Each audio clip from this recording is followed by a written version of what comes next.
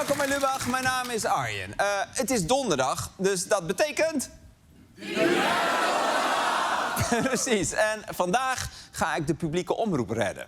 Maar er was natuurlijk ook veel nieuws, bijvoorbeeld in Amerika. Want vandaag was daar de eerste officiële vergadering van de nieuwe Vredesraad van Donald Trump. Dit zei hij daar zelf een paar uur geleden. What we're doing is very simple, peace. It's called the Board of Peace, and it's all about an easy word to say, but a hard word to produce, peace. Ja, peace. Hij zit nog in de poep- en peace-fase. Maar hij zegt het vaker, hè? Vrede stichten, dat vindt hij echt geweldig. The 8 wars that my administration has ended in just 8 months, there's never been anything like that. I love doing it. It's like, I shouldn't say it's a hobby because it's so much more serious than a hobby, but it's something that I'm good at and it's something I love to do. Ja. Ja, maar Donald, als je het echt leuk vindt en je bent er goed in, dan moet je het toch gewoon lekker doen, toch? En daarom heeft hij dus laatst de Board of Peace opgericht. En dat is een raar ding. Alleen dat logo al. Je ziet heel groot Amerika en daardoor ligt Argentinië ergens op de Zuidpool. Zullen we nog eens verder in? Kunnen we nog verder inzoomen? Ja, ja, dat is veel te koud voor Messi, dit. Veel te koud. En dat logo lijkt ook best wel op dat van de Verenigde Naties. Even een trucje om ze uit elkaar te houden. Die gouden met alleen Amerika erop, die is van Trump. Maar oké, wat is het nou, die Board of Peace? Nou, het is in elk geval de grote Donald Trump-show. Hij heeft zichzelf benoemd tot levenslange voorzitter.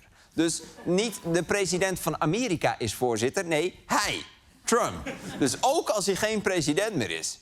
En ook bepaalt hij of ze gaan vergaderen en alleen hij kan alles vetoen. En het gebouw waar vandaag die vergadering was, dat heet ook sinds een tijdje Donald Trump. Hier, kijk, de Donald J. Trump Institute of Peace. Maar volgens Trump had hij zelf niks met die naam te maken. This building was built for peace and nobody knew what to name it. And then Marco named it after me. I had nothing to do with it, I swear. Hij had er niks mee te maken. Oh, Marco, bedankt. Nou. En als landen permanent lid willen worden van die Board of Peace, dan moeten ze $1 miljard betalen. Dat is wel grappig, dat zijn allemaal exact dezelfde regels als bij Arjen's Boekenclub. We hebben trouwens nog plek. Trump heeft de leiders van 60 landen uitgenodigd om lid te worden, onder wie Vladimir Poetin. Ja, tuurlijk, want zeg je vrede, dan zeg je Poetin, toch? Vrede? Zie je wel? Poetin is trouwens nog geen lid. Misschien had hij even geen miljard liggen. Maar 28 andere landen zijn wel lid geworden. Waaronder vredesduifjes als Pakistan, Israël, Saoedi-Arabië en Wit-Rusland.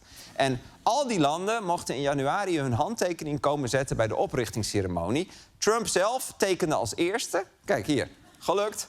En hier moet je kijken wat hij onder zijn handtekening geschreven heeft. Thank you. Ze zeggen altijd dat Trump zo'n lul is, maar hij zegt wel gewoon netjes dankjewel. Tegen zichzelf.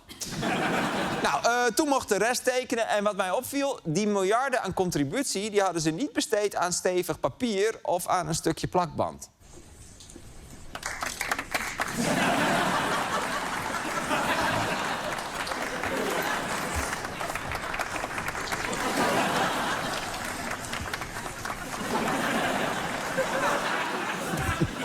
Gaaf man, een contract met erectieproblemen. En vandaag waren die landen dus weer allemaal samen. Maar er waren niet alleen wereldleiders aanwezig. Weet je wie ik ook zag zitten? Hier, moet je kijken. Daar zitten al die gekken. En moet je zien, wie zit daar nou?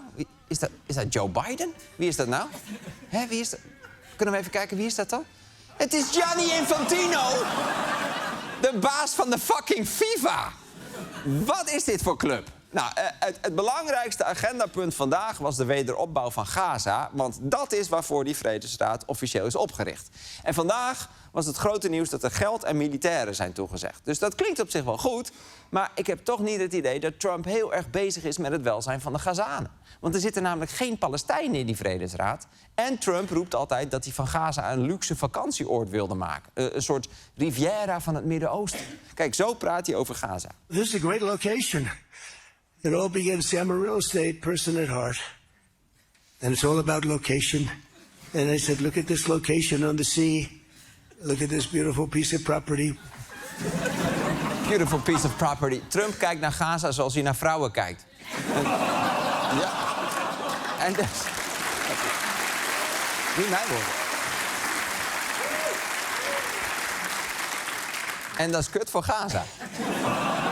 En voor vrouwen, trouwens. Maar dit is geen vredesraad, dit is een vastgoedproject. En tussen de mensen die dit moeten gaan doen... heeft Trump allemaal vastgoedjongens gestopt. Onder wie zijn eigen schoonzoon, Jared Kushner. En die zijn allemaal van dit soort obscene plaatjes aan het maken van Gaza... met allemaal Dubai-achtige gebouwen. En niemand weet hoe de Palestijnen in dit verhaal passen. Want op dit moment wonen er ongeveer 2 miljoen mensen in Gaza... tussen de brokstukken van de oorlog. En onder die brokstukken liggen ook nog eens zo'n 10.000 doden. Verder bestaat Hamas nog steeds en het heeft zelfs nog wapens... en wordt Gaza nog bijna dagelijks bestookt door Israël. De situatie is verschrikkelijk en heel complex. En er is geen Gazaanse regering die even de wederopbouw kan doen. Er zal wel iets van hulp moeten komen, maar één ding is zeker... Gaza is niet van Trump. Dus hoe kan hij nou met een paar bevriende makelaars... en een groepje halve en hele schurkenstaten... zonder serieuze inspraak van de Palestijnen... een miljardenproject beginnen op hun grond? Hoe komt hij daarmee weg? Nou, dat is het allerkrankzinnigste. De Veiligheidsraad van de VN... en je weet wel, een soort Board of Peace, maar dan de echte... die hebben eind vorig jaar ingestemd met Trumps plannen voor Gaza... waar die gekke vredesraad een onderdeel van was. Moet je kijken hoe blij Trump toen was. At the United Nations today, they approved the Board of Peace. It was pretty great. It's a big thing. I think it's one of the most important things the United Nations will ever do, actually. Ja, en misschien denk je, wat een gek behangetje. Toch? Heeft de Board of Peace weer een nieuw logo? Maar nee, Trump was hier op de McDonald's Impact Summit. De McDonald's Impact Summit. Dat is een jaarlijkse top waar iedereen van tevoren super veel zin in heeft... maar achteraf voelen ze zich allemaal toch een beetje vies en misselijk. Zul je zien dat dit ook weer overwaait naar Europa. En staat Rob Jetten straks bekend te maken dat we België gaan aanvallen... op de Smullersconferentie. Dus, het antwoord op de vraag, wat is nou die Board of Peace? Het is gewoon een dekmantel van Donald Trump... om een illegaal vastgoedproject op te zetten op een stuk land... dat niet van hem is ten koste van de lokale bevolking. Nou, gelukkig hebben alle grote Europese landen meteen gezegd... nee. Nee tegen de uitnodiging om lid te worden. Maar er zijn ook landen die nog niet officieel hebben gereageerd... zoals Brazilië, China, Rusland dus en Nederland. Fucking hell. Nederland heeft nog niet gereageerd. Wij kijken gewoon nog even de kat uit de boom. Nou, maandag hebben we een nieuw kabinet. En weet je wat Rob Jetten direct naar die bordesfoto moet gaan doen? Ik denk dit. Die moet... dit gaan tekenen.